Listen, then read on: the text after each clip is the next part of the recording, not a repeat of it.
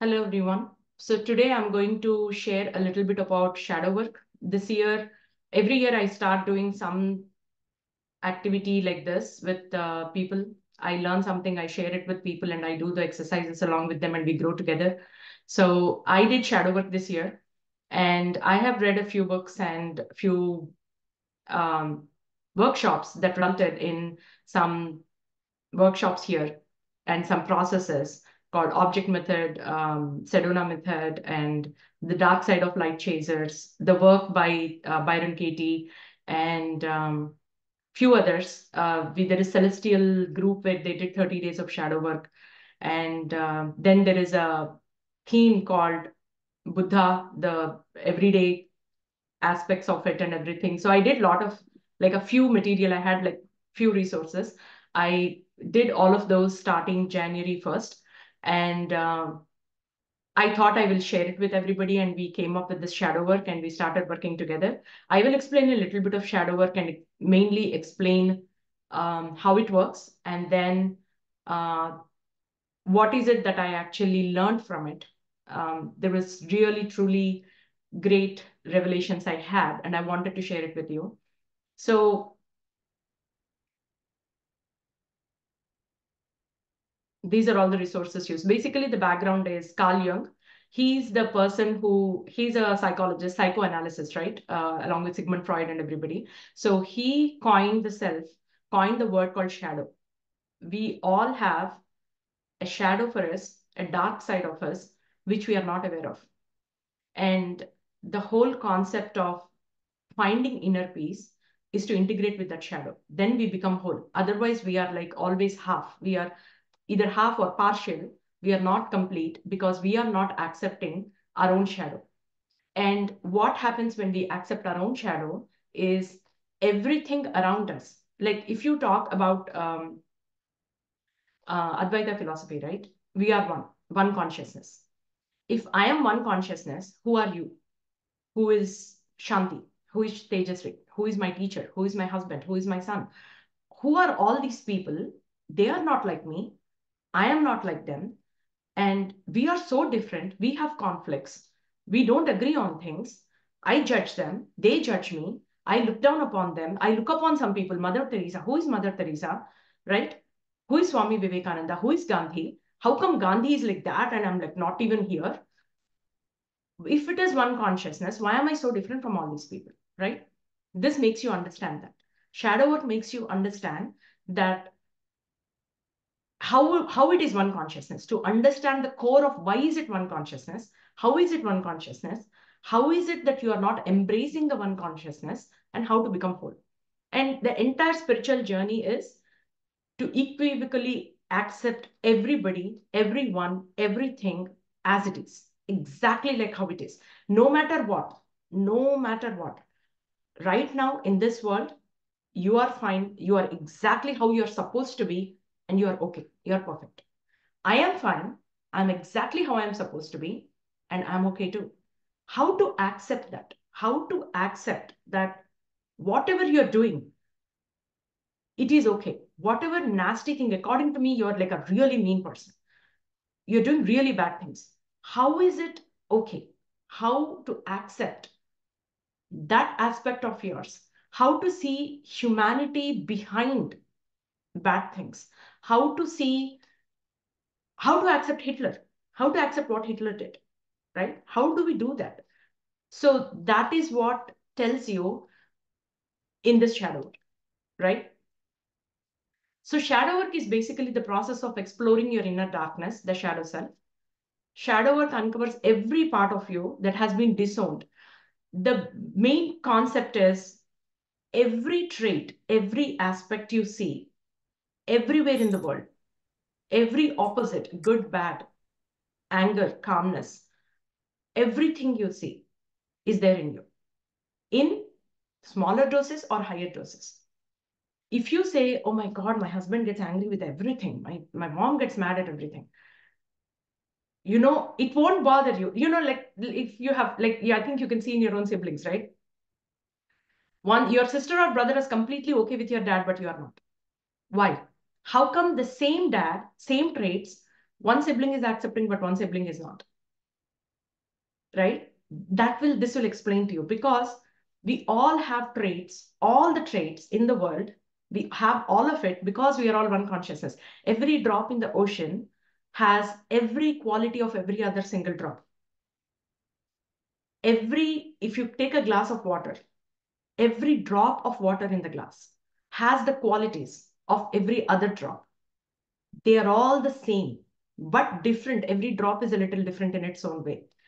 That is how we are. We are all one consciousness, but we are different with different varying aspects of the traits. Because of that, we seem different, right?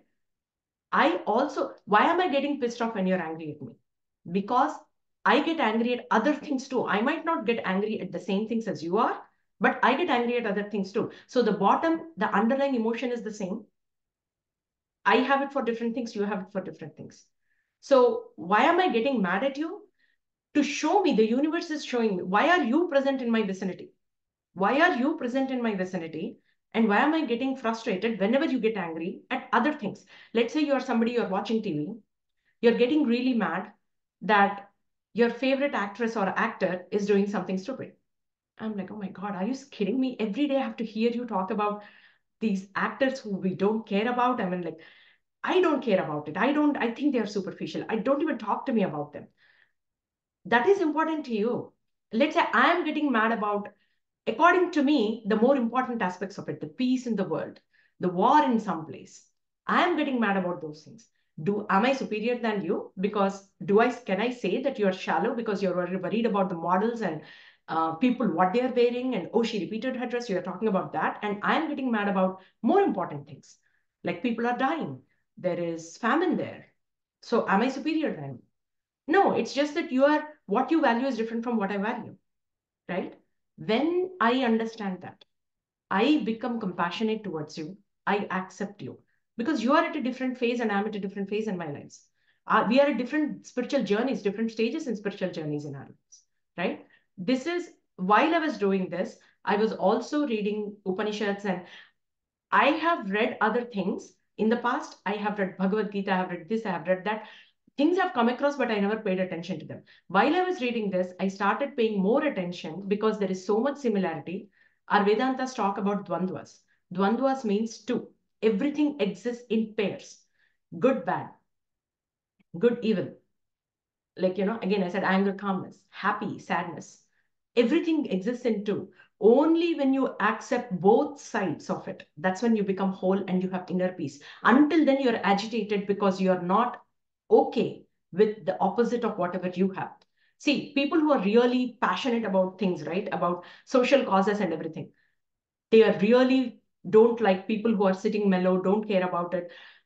COVID is happening, so many people are dying. How can you just sit and play a board game? Why are you not more invested in watching TV and understanding what is going on, what medicines are coming up, how many people are going to die? How are you not concerned about the world, right? You are okay, I am okay. Only when you accept it, that's when you are not agitated. When you are not agitated, you are peaceful. When you are peaceful, everything around you, there is a possibility of peace around you. So this shadow work is basically craving for inner peace and how to get it. So how does it work? You have to journal your thoughts and feelings using diaries or shadow work prompts. They will explain the concept, and you do the things and you observe your reactions, right? At first you will think that what triggers you, that's one of the question. What triggers me? When somebody is not working, I work very hard, I'm very truthful. When somebody lies, it triggers me a lot. I have no idea. It's okay to lie for when it is life and death, when it is big things. It's not okay to lie for, did you brush your teeth? No, I did. Yes, I did. But you actually did not. Oh my God. Are you kidding me? Is that something you lie about? What triggers me? Why it triggers you? When you are journaling those things, you understand about yourself a lot. This is like therapy. This is like free counseling, but with the most knowledgeable person, you, who knows everything about you, to answer all these things, right? And you learn once you do this, right? Once you have this aha moments of, oh my God, is this why it is triggering me? When you understand that, you learn to respond, not react. So slowly, you get more and more mature, and you are actually a pleasant person to live with, people around you will see the difference in you. And when it is contagious, when they see, they're like, oh my God, what is she doing that she's like changed? They will start asking you questions. They will start implementing things, what you're doing. They will ask you, what are you doing? Right? And then meditate on the aspects of your shadow. First thing is today you do the exercise, right? And then when you're calm, when you're meditating, whatever, when you're in peace, meditation is not, oh, I don't meditate, so how does it work? Meditation is whenever you're calm. That's it. When you're meditating, when you're calm, when you're by yourself, you will start reflecting on those things. And you will start, and you know what? Actually, the great thing is, if you implement the aspect in one area of yours, it becomes very easy to aspect every other area. It becomes very easy. And you will start to think, what can I use now that today I have a prompt? How can I use it in my meditation to get more answers when I'm calm? Right? So it helps in every area of your life. You'll just elevate yourself and you become so light. And you will realize how much of your energy is being drained for super faltu unnecessary stuff. I'm not even kidding. It's you will be like, oh my God, how dumb I was, right? That's how it is going to be. And you will start observing. When I say observe how you are reacting to things, what do you have to do to do that? You have to be present. If I'm present in this moment, only then we are having a conversation, I can realize what is going on. Instead, if I sit with a preconceived judgment, it's like, okay, my husband came now. I know what's going to happen. He's going to say something. He's going to comment on the thing I did.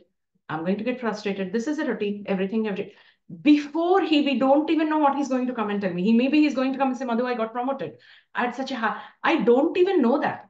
I'll just based on the past, I will make judgments. I will make preconceived notions. I am not present. When you're not present, the moment he comes, he says, guess what happened today?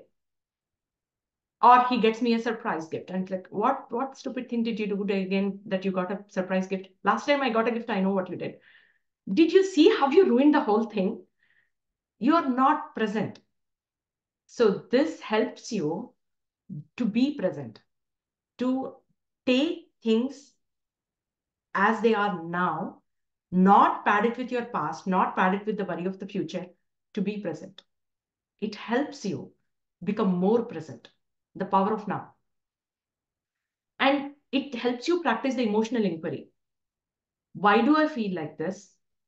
Why does this trigger me? Why do I react this way? It helps you answer all those things. So this is the method. We get a notebook.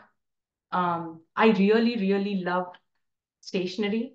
I go places and I buy nice, fancy diaries like this, and I get them as Mother's Day gift and everything. I buy books like this with fancy flaps and magnets, and I use them for journaling. So these two books are complete for now for this shadow workbook. So you start writing, and when you start writing, it's a flow of energy of all the emotions is expressed out. Writing is a therapy. You can type on your laptop too. I'm a personal fan of writing. I personally feel that when I write, it's different for me. I don't use my laptop. I use my laptop only for talks to prepare slides and for my work. Other than that, I don't use my laptop like to anything. I have to write it down. I write down everything. So, and while you're doing that, whatever your hidden emotions are, trapped emotions are, they are coming out. You're expressing it out. You're venting it out. The trapped emotions will come out. You'll feel lighter just by journaling your thoughts, not by solving the problems. Your problem might not solve. If you have a problem with your boss, with your mom, with your dad, with your neighbor, with your whatever spouse, they still are the same. They won't change for now. But you expressing out all that will make you feel lighter because you have been trapped. You trapped all those emotions in you of you, God knows when something says inner child work, it's like, oh, you know what? When I was 10, I saw that my dad was conned by this some marketing scheme. That made me, that created an impression. He lost a lot of money. So that created an impression in me that every marketing scheme, I hate marketing people. I hate all these things. I hate investing in anything like this. So it created a very strong impression in me that I should never do this. So at that time, you were maybe 10, 12. You were just witnessing everything. It did not impact you much because, but you saw your dad getting, your parents talking about, oh my God, we lost all this money. We shouldn't have done this. You created, that is an adopted belief, inherited belief that this is wrong. So when you do this, right, at that time you had some emotions, you trapped them. It doesn't matter what it is. Now, when you're remembering this, all that is coming out of you. Now you will think based on your knowledge today, given your finances, your knowledge, the circumstances, and let's say whatever is in front of you, the opportunity. Oh my God, that is so stupid. At that time, this scenario was completely different. And this is why did I create this blanket notion that everything is different, a generalized opinion that this is wrong? It changes your perspective. You'll understand what are your beliefs and all those things, right? So that's what it is. And so exercise one, I'm just going to share this and then we'll go to experiences. This is what the first exercise is. What am I most afraid of? What aspects of my life need transforming? What do I want to accomplish by doing this workshop? What am I most afraid of that someone will find out about me? There are two different things. The first question and this question are two different things. What am I inherently most afraid of? What am I most afraid of that someone will find out about me? And what am I most afraid of finding about myself? This question, a lot of people stop the exercise here. They said, I'm not ready to do this. I'm not ready to face my own, um, you know, ghosts or whatever, right? Demons, inner demons. And what is the biggest lie I ever told myself? This one, it doesn't matter. Let's say your first job, to get your first job, you did a big lie and you came. It doesn't matter. Now it doesn't matter. You have afterwards, you learned at the job, you have become really good at, you're really good at what you do. You're a very accomplished person, but getting that out is a huge relief. Let's say you never told anybody, you were just telling your diary writing. And how does it make you feel? Those things are very, very important. Otherwise, that guilt, whether you know it or not, that guilt makes you like, not enjoy your success right now. What is the biggest lie I ever told someone else? What could stop me from doing the work necessary to transform my life? These are the exercises. Like this, we had around 30 plus exercises we did. And you come all the way, you go different stages, and then you try to figure out about yourself. So that is shadow work. Now I am going to share my experiences.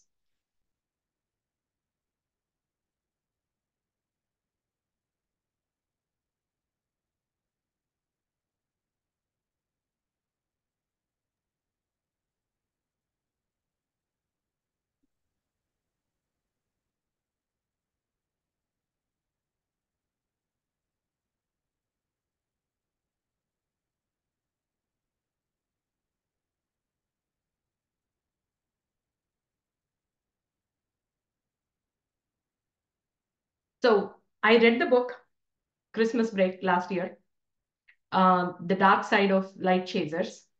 So what do you understand by light chasers, right? Anybody who is trying to elevate themselves to where you have come to a place where you want more.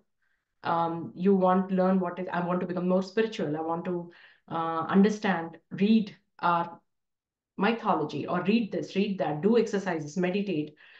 That is, you are chasing light. So what is the dark side of you, right? Debbie Ford, she's somebody who has written this book. She collaborated later on with Deepak Chopra and others and came up with other books. She did a workshop. She did a lot of workshops. So reclaiming your power, creativity, brilliance, and dreams. That's what she says. And I read this book. Actually, it was suggested by Annie, one of my friends in um, the Wholehearted Living group I have. And I read this book. It was amazing. I read the book and I liked it, but I read it. Like I read the exercises and mentally when I was reading, I did not journal or anything. I was thinking about the exercises and I was giving answers as I go. So I really liked it. I finished reading very quickly. And then I asked everybody, do you want to do these exercises? And we started this shadow work workshop on Jan 21st.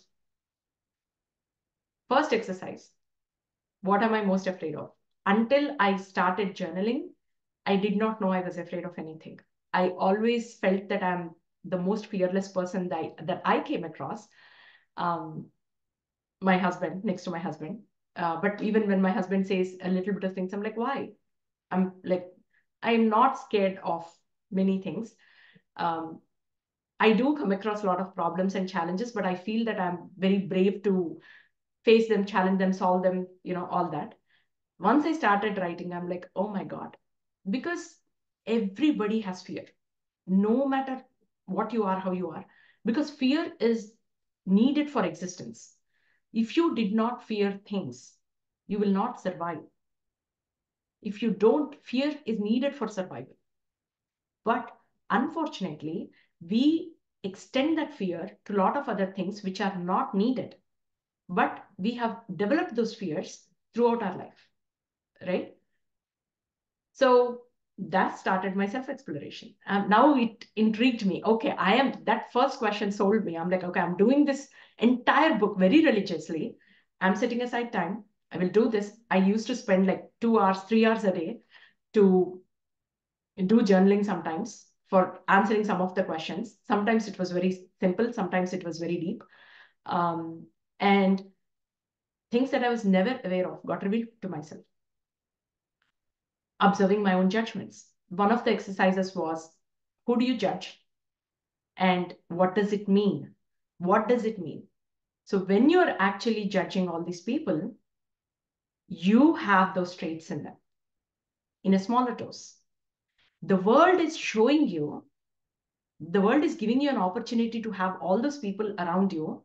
The entire universe is conspiring in having exactly those set of people come into your life so that because you are getting judged, whenever you're judging them, you're mad at them, right? Some way there is no harmony. There is a little bit of discord. When there is discord, it shatters you, your inner peace. It's like, why am I getting, so I thought I was a peaceful person. I'm striving for inner peace. What's going on, right? So then you understand why. Why am I judging them? What is the trait in them that I have that I'm not embracing for myself, that I'm not aware of, right? All the examples I read, all the stories I read, then implementing it to my own, like, I judge this person because they're lazy. I judge this person because they're not as hardworking as me. I judge this person because they're so flamboyant. They are not simple. All these things, given a different situation, given a different upbringing, given different opportunities in life, would you ever do that? Even 5% of it. If answer is yes, that means a trait is in you. Whenever you think of why this other person is behaving this way, think of what situations might have made them become that way. Not just today. They have the line has blurred for them. They have done it so many times that the line has blurred for them and they cross the line. That is the reason maybe they are at that place. But given all the circumstances, maybe you could also be that way. When you think that way, you'll become more empathetic towards them. You'll become more compassionate and you will start looking at it will not bother you as much. The whole bottom line is it won't bother you as much. If you can help them, help them. If you cannot, just shut up. Don't you do have no right to judge anybody, right? So with every uncomfortable experience in my life, I questioned, why am I criticizing? Why am I judging? I became more aware of who am I judging? Why am I judging? Right? And things became, and everything is atomic habits, right? When you practice, practice, practice, then it will become very easy for you. I started looking at things and right away I'm like cutting myself, watching myself while I'm judging people. I'm like, you know what, this is not right. And revert back. Don't go through the whole thing. Right? And then observing who I admired. We make some people larger than life. Like, I really admire Mother Teresa. I really admire Swami Vivekananda. I really admire Swami Chinmayananda. I did not say, I admire Krishna, I admire Rama, I admire Durga Devi. But even though I grew up in a very, very orthodox devotional family, my admiration, I got really attracted to Swami Vivekananda saying early on, since I was age 12. And later on, after I came here, my kids went to Balvihar. I got, I think it's been 15 years now that I have been following Chinmaya Mission and Swami Chinmayananda's talks and listening to my kids tell stories on how it was told by Swami Chinmayananda and everything, right? Why do I like them? When you see somebody, why do you like them? I like Mother Teresa mainly, and it is not just okay. I like Mother Teresa. Why do you like Mother Teresa? Because she had so much faith that no matter what happened, she will get help because she knows she is doing the right thing of helping people. She need not worry tomorrow will there be food to serve my people or my orphanage or whatever, wherever I am. She had faith that God wants me to help people. I am doing God's work. No matter what, somebody will come and give it to me. She never worried. That faith, that unwavering faith that I will do this, I will not worry about it, I will not have fear of anything because I know I'm doing the right thing and God will help. She always had help. When the cooks in the kitchen, they came and the nuns, they used to ask her, Mother, we don't have enough rice. Tomorrow, if I cook the way I cook every day for all these people, if I feed them to their fullest potential, tomorrow we won't have any rice. Do you want me to cook only half of it so that we can spare some for tomorrow? She said, no, just go ahead. Food will come. Some random person used to put bags of rice on their doorstep. Tomorrow morning, they used to open the door and there, it was there. God sent it. I loved Mother Teresa for her selfless service and faith, unwavering faith that, and she did not have to go out seeking for help, marketing, asking people to help her out. She did not do that. I really loved that aspect of her faith. That was one thing I liked. And Swami Vivekananda, I really loved his preachings because he never added religion to things. He never said, religion is good, but religion says you will be sinned if you don't do this.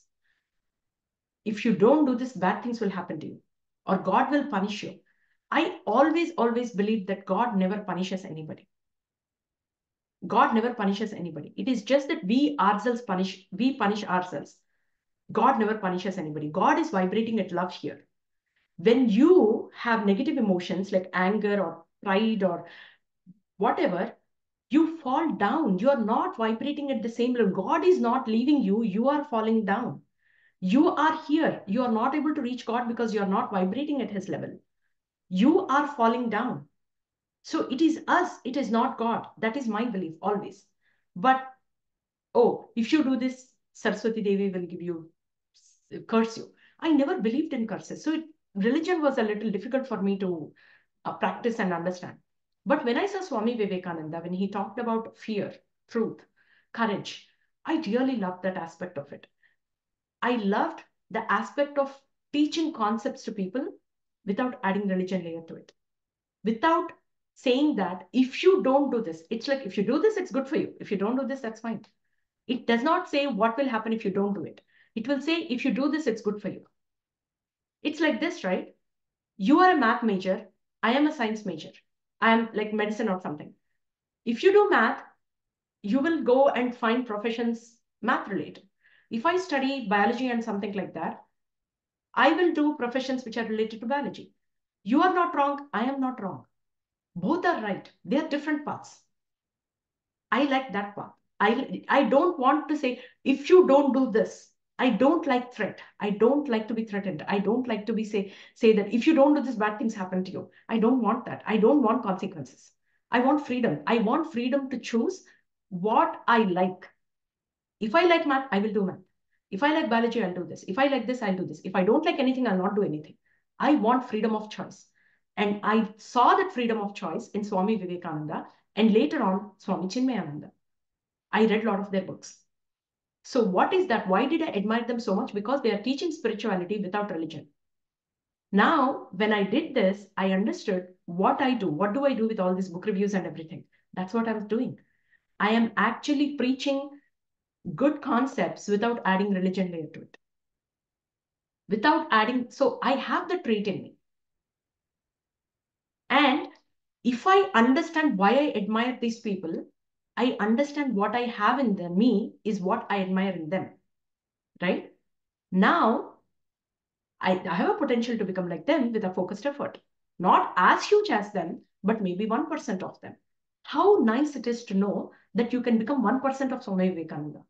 Even 0.001% of Swami Vivekananda or Swami Chinmayananda. How great of an accomplishment would it be, right? So when the exercise was who do you admire, what do you admire in them, when I dug deep to see why do I admire them, that it's like great. I really loved it. And confronting my own shadow, right? It helped me understand again, everything happens for a reason. You chose. People can say, my poverty, I was very poor when growing up, or I was very sick when I was growing up, or I was surrounded with sick people when I was growing up. I was surrounded with a lot of religious people with blind beliefs growing up. Whatever you are blaming things on, you are the one chose that I want to be like this. I want this family. Remember, we talked about when we were talked about you forever. We talked about how, as a soul, we select which family to come into. We select who are the people I want to be surrounded with because these are the lessons I want to learn. And these are the people who are going to help me learn those lessons. These are the situations which are going to help me learn those lessons. If you grew up with a vengeance that I have to earn money because I was in so much poverty that situation is what you wanted to hone you that way. So nothing happened to you, but everything happened for you. Everything, everybody happened for you. Every single instance, every single circumstance, every single event that happened in your life happened for you to learn something out of it. So once you understand that, once you get that, and these exercises help you sink that feeling in you so much, then you will change your wounds into wisdom. I learned this because this happened to me. I learned this. Now I'm wiser because of that. And you'll start appreciating it. You'll start becoming grateful to your life, right? When people say express gratitude, it's not easy to express gratitude when you broke your leg on the day of your marathon after you practice for 6 months. There are Olympic people, Olympic marathon like athletes who broke their legs after like it comes once in 4 years. They missed opportunities because of that. It is difficult to be grateful when you miss something like that. But we don't know the big picture. We don't know why it happened, how it is going to shape me, right? When we go back, do all these exercises, we understand our own wounds, our own mishaps in our lives, the unfortunate things that happened to you, the unfortunate things that people did to you, actually helped you grow and be here wherever you are today. They are the ones which propped you up, right? And it lets you accept however you are. It is okay. I'm okay. I am not like this because somebody did this to me. It's okay wherever I am. It makes you accept who you are. And it also tells you whatever you are is perfect. There is no perfect super, some other version where you have to be. Now you are here. This is where you are supposed to be accepted. You're good enough, right? That is very, very, very difficult for a lot of people to accept. We all struggle. We all struggle, no matter where you are. If I'm able to do 30 minutes of meditation today, I will strive towards 1 hour of meditation because I'm not happy here. I want to be here. I want to be here. I want to be here. You're never happy with anything, right? You're never accepting that you're good enough where you are. And it's okay to be wrong or right in every way.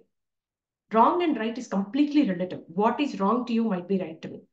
What is right for me can be wrong for you, right? It's completely okay. You will, all this, these are sayings are okay. We listen to them, but doing these exercises actually tells you how and why, right? And victim mode. I did not realize I was in such a big victim mode. I, it's anywhere, anybody who's pissing you off, you are in victim mode. You are saying these people are doing these things to you, or because of this circumstance, it's, and then I talked to professionals to understand, because I was not ready to accept. It's like, what? Me, victim mode? Oh my God. But certain things, I knew I was in victim mode in certain aspects, but not to the extent that came out, revealed to me. So I went and I talked to professionals. I took professional help. I'm like, how do I understand this? Right? And then started taking responsibility. Once I started taking responsibility, the entire equation, the relationship shifted so much. It's, I'm telling you, it's literally peaceful. It's really peaceful. And you get to do, you have so much energy left when you come out of victim mode, because it literally drains you down. When you come out of victim mode, you're so light, you have so much energy left, you can do so many things, you accomplish so much in life. You are just peaceful with yourself. You are more and more peaceful, right? And my belief system, I understood, learned about what are inherited beliefs, what are adopted beliefs, what are my own beliefs, and what are the core beliefs that are running my life. Are they really my core beliefs? Are they my beliefs, or the beliefs of my parents, my teachers, my environment that I grew up in? What are they? Right? And I understood how the power of belief system will ruin your life or make your life. Right? And that does not mean that whatever old beliefs you had, if you were running on somebody else's belief system, that is wrong. They were needed for you to serve a purpose. Everything has a purpose in your life. They served a purpose. Now you are understanding it. You thank them, you let them go. And you create your own new beliefs. Nobody is stopping you from creating new beliefs. Nobody is stopping you. If you're stopping, it's yourself. So, but don't have grudge or don't have negative feelings towards your old beliefs, because they served you until now. They are the reasons you're actually even doing any of this, right? And sub-personalities, this was my favorite thing. There is an exercise where it says, take each aspect of yours on people you judge, right? Let's say you are somebody who eats a lot of sattvic ahar. There's a glutton, literally your sister or your brother or your mom or your friend or anybody who just indulges. They were like, we know a lot of people who are very diabetic and they just cannot stop. They're like, this is one life. You enjoy food. What are you doing? What is it? Salad and stuff, man. Ghas kha rahe ho. Are you an animal? Gulab jamun. This thing, enjoy. It melts in your mouth. You're like, are you kidding me? Your insulin is going to shoot up like crazy. Are you going to take 10 injections after this food? What are you doing? We see people like that, right? It's when you see them, it says that give that name, whoever you're judging, right? Who are you judging? Give that person who you don't like a personality, a name. When you give a name to them, you're treating them like a different person, and you all go take a journey in a bus. You're sitting next to each other, you are sharing things, you're talking to them, and you're trying to understand that person. That is the exercise. You're trying to understand that person. You're talking to somebody. So let's say you don't like some trait in others or in you. You're very hard on them or on you, right? But let's say if that is some stranger, if it's your mom or if it's your aunt, then you will be something. But let's say if it is some stranger who you respect a lot, let's say Mother Teresa has diabetes. Swami Chinmayananda has diabetes. Let's say he comes, I respect him a lot. Now he comes and he sits next to me and he's like, I really want to eat this gulab jamun. I want to eat this gulab jamun and all that. What is your reaction going to be towards them? When you talk to them, what is your reaction going to be? When you have create sub-personalities like that, give characters names and traits, and then work with them, then talk to them, then share their inner stories. It's amazing. It's like, phew, right? That was an amazing. And I made friends with all those sub-personalities. That's the best part. It's like I enjoyed. You will not like Swami Chinmayananda because he said he's a diabetic and he still enjoys sweets. He is reading so many Vedantas. He knew everything. But still, why? The fact is he's human. We all are human. We are human and we have We indulge in things and it's okay. It's okay to be human. We understand the exercise that it is okay to be human. This exercise really helped me to understand everybody is human. I am human. It's okay. And then I did a book called The Gift of Imperfections. I understood the gift of imperfections in a totally new light doing these exercises.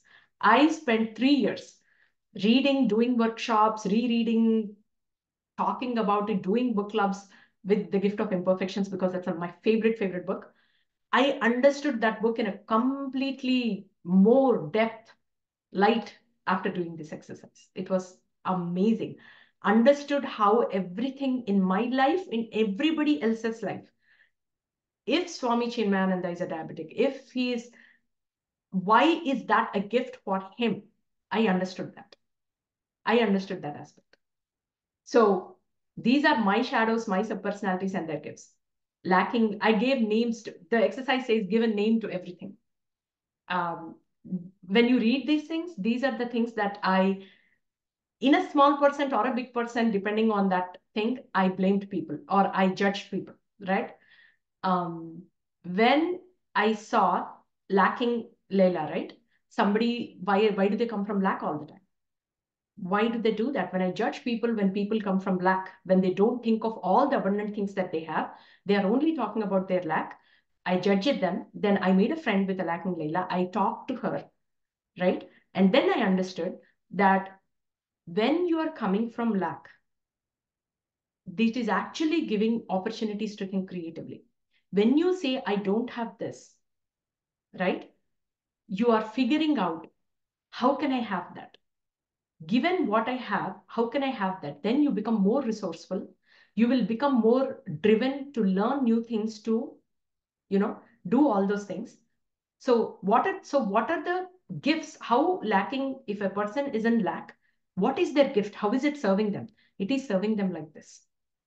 When I feel lack in something, how is it serving me? It is serving me like this. That's what I understood.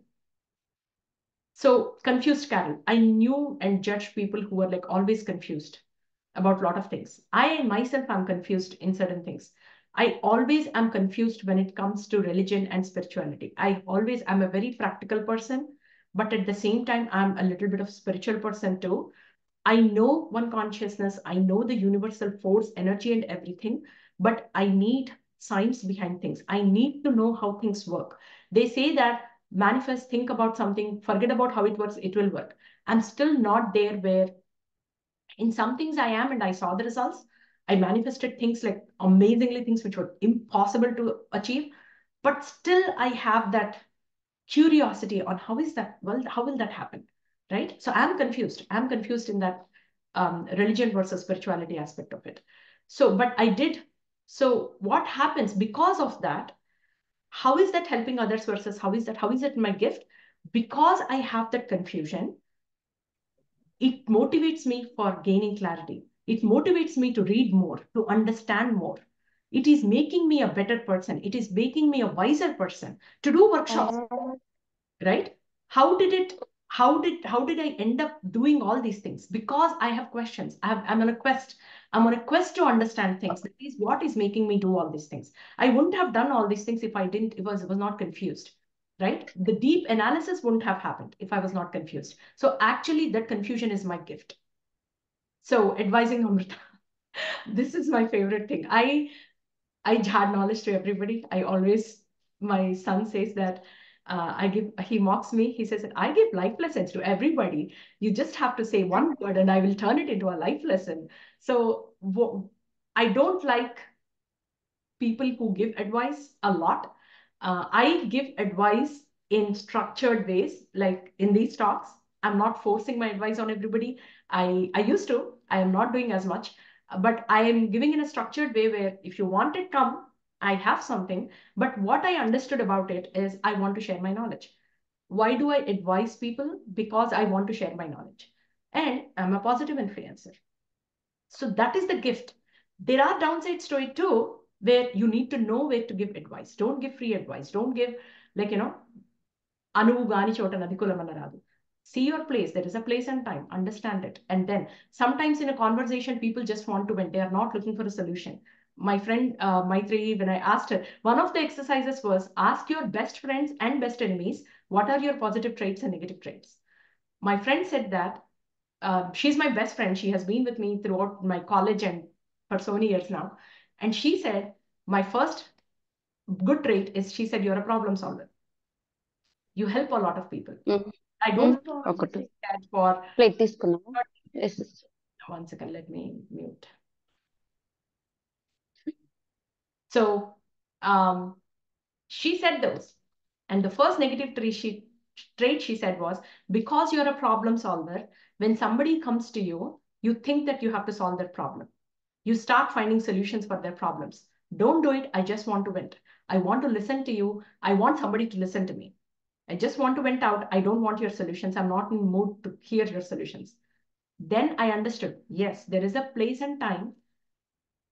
As a friend, she came to me as a friend, not asking for advice, but just listen to. I want somebody to listen to me, right? So I understood those things. When I did that, I understood how to, why am I doing that?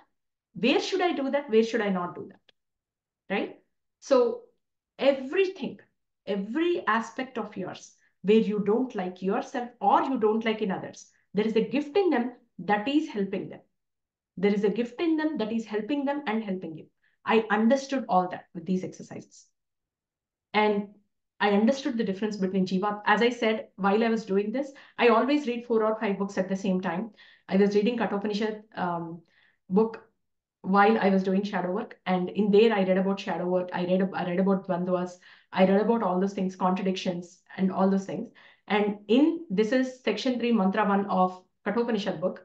The shadow represents the I ego, the samsarin, who suffers the mortal agonies of his physical pains, mental tortures, intellectual failures, and spiritual bankruptcy.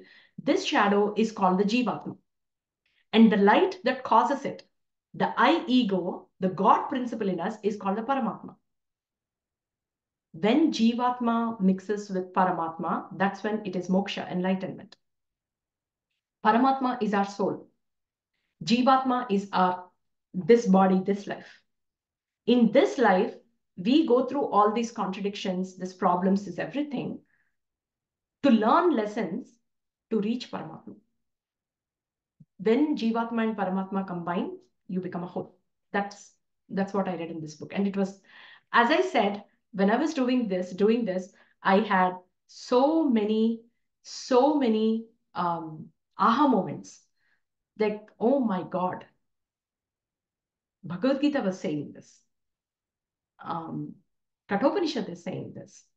And then whenever I shared this with my mom, she would right away tell. I told Amma, I'm doing this book.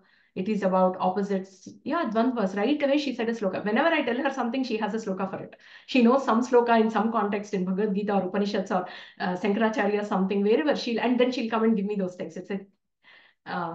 So it was so nice to learn all those things. Those things, otherwise, my mom is like huge bhandar of knowledge. She has amazing bhandar of knowledge. And it all came from my grandpa. And I'm so glad. She literally gave me a book. There is a Sadhana Panchakam. Sadhana Panchakam means sadhakas. We are sadhakas, right? Shankaracharya came up with 5 slokas.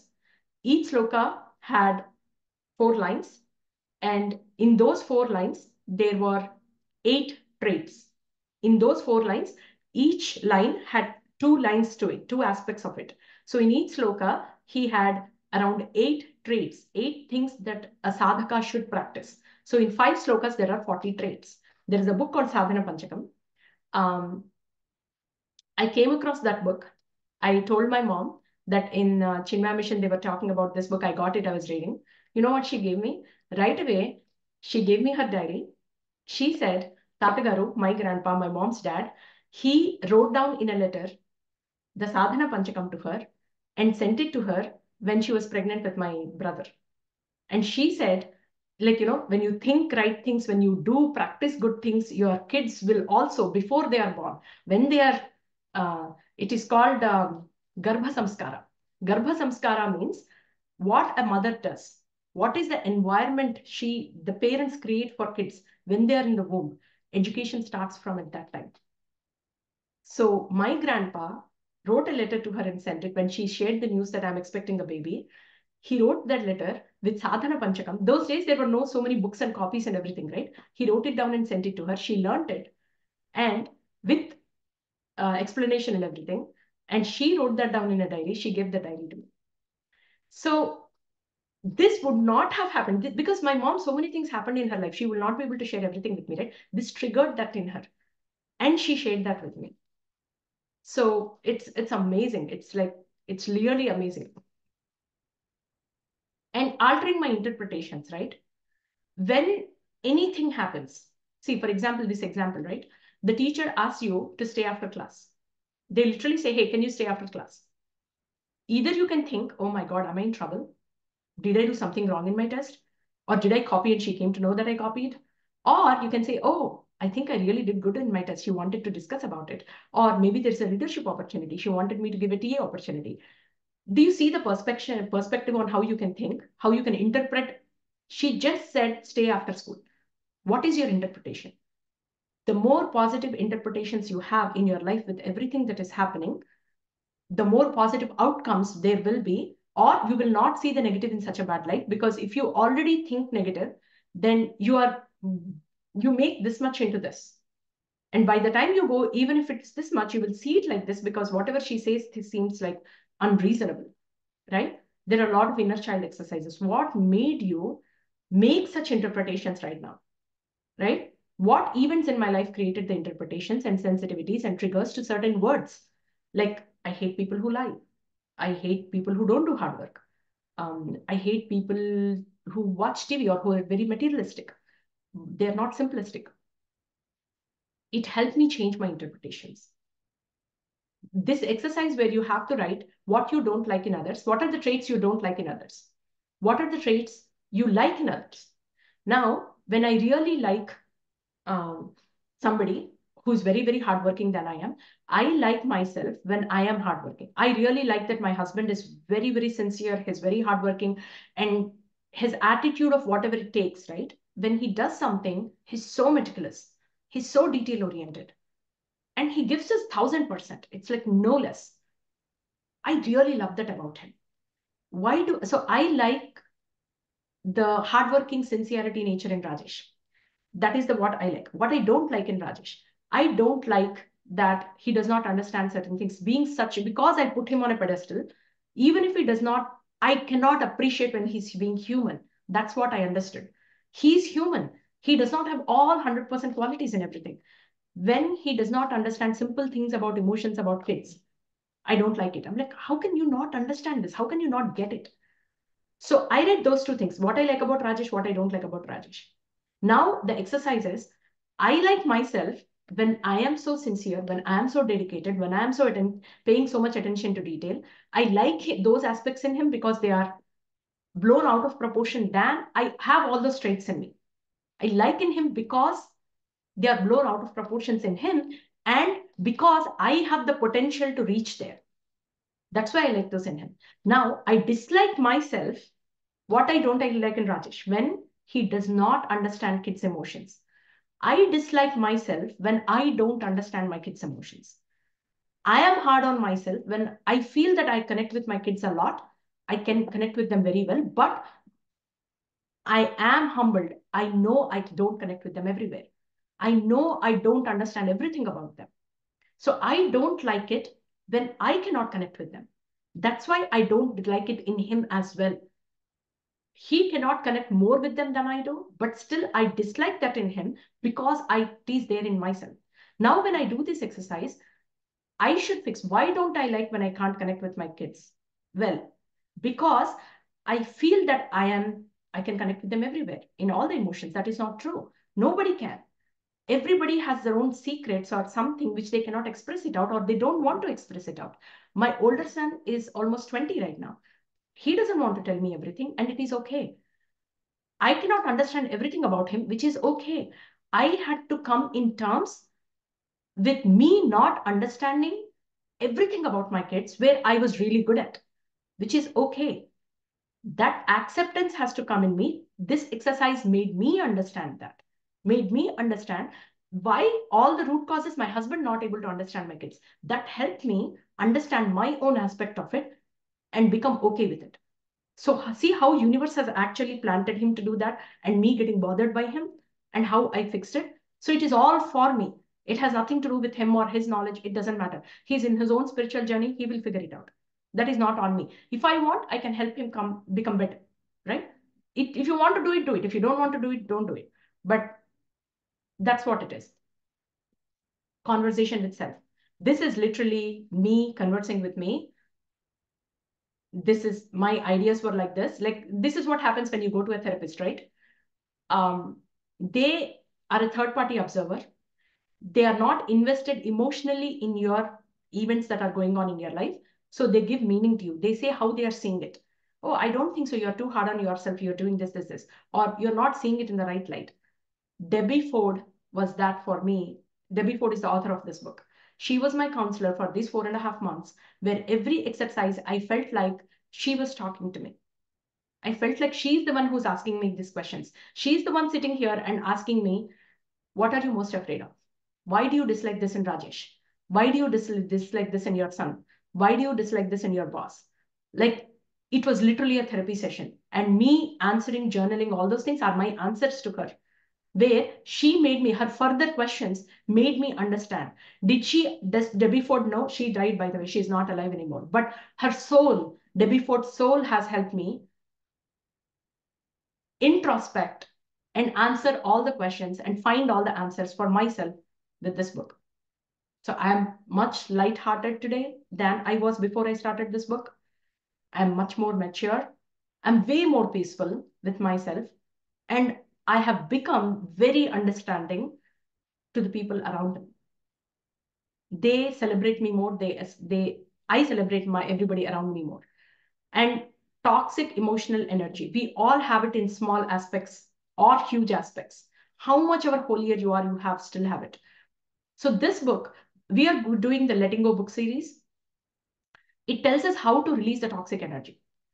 This shadow work helps you identify your toxic energy. Do you have it or not? When we are reading that Letting Go book, it tells us if you have anger, how to let go of it. I'm pretty sure most of you, when you're reading that book or listening to that review, you are like, oh, my sister has a lot of anger. I have to tell her how to do this. Have you? I'm pretty sure a lot of people would have taken some, oh, my cousin lost her father. So she's in grief.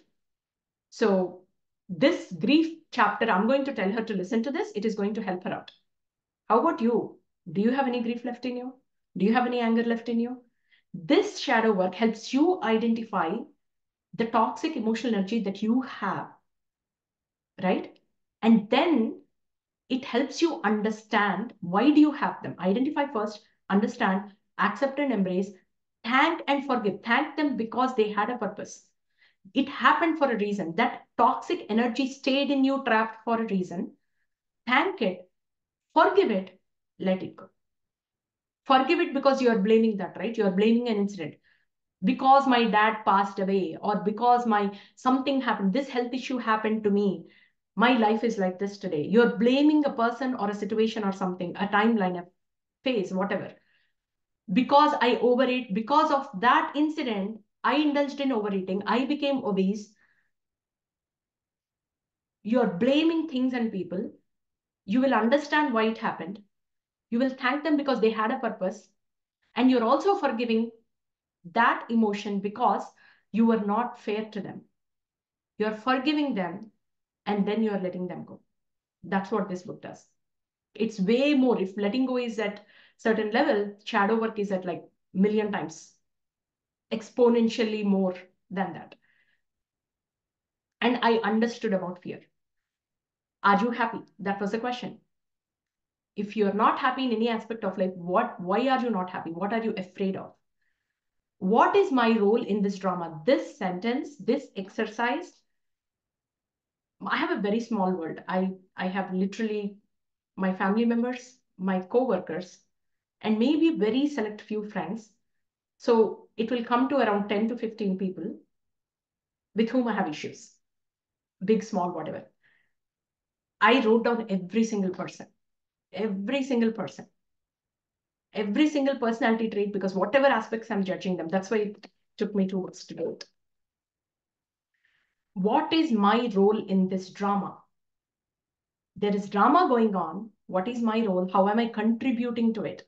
How am I contributing to it? That question. Every day anything happens, I'm just sitting there. And it is not just because if it doesn't matter.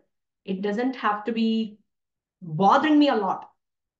If I'm sitting here, when things are happening around me, what is my role in this drama?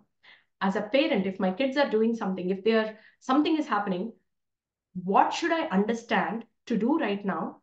As a parent, what am I supposed to do right now? What is the act I am supposed to do?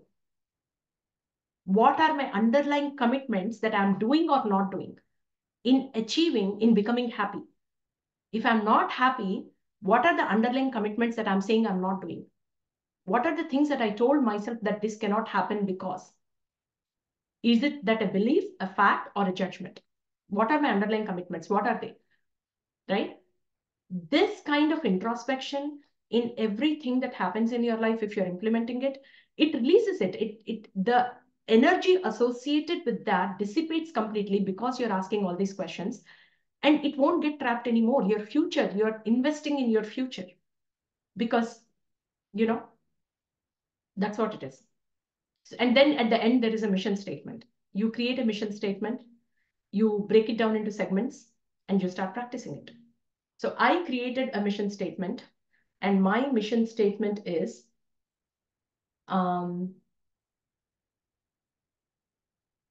wait, I forgot what my mission statement was. Let me tell you what my mission statement is.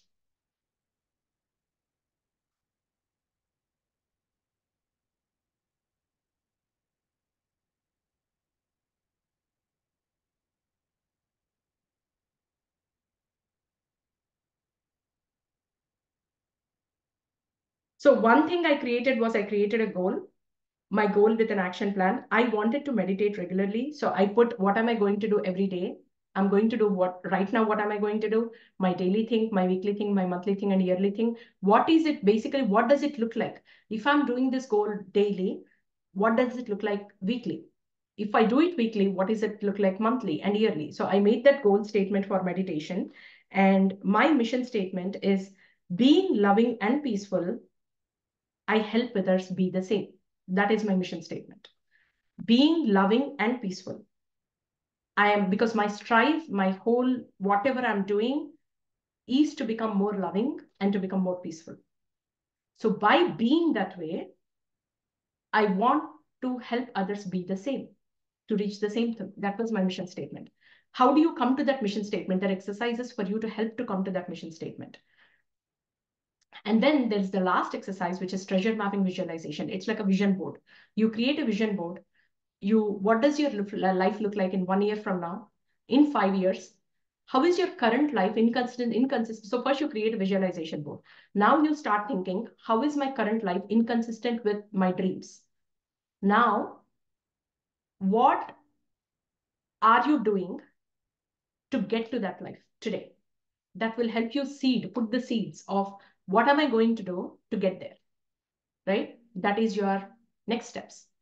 So I really love this. I have a mission. I bought a vision board several years ago. I never used it. I took it out and I'm pretty excited to put it up.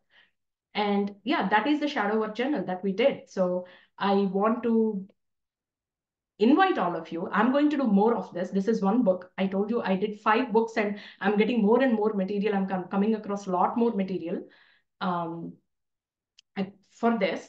So I'm going to continue, but this time, if you don't do the exercises, I'm going to remove you from the group because there is no point in just being there. It's a burden. You will feel guilty that I'm not doing this. If you're ready, you will do it. If you're not ready, it's okay. You will come when the right time comes and things will come to you.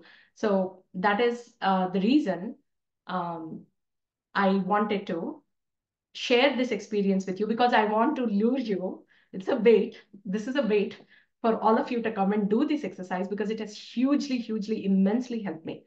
So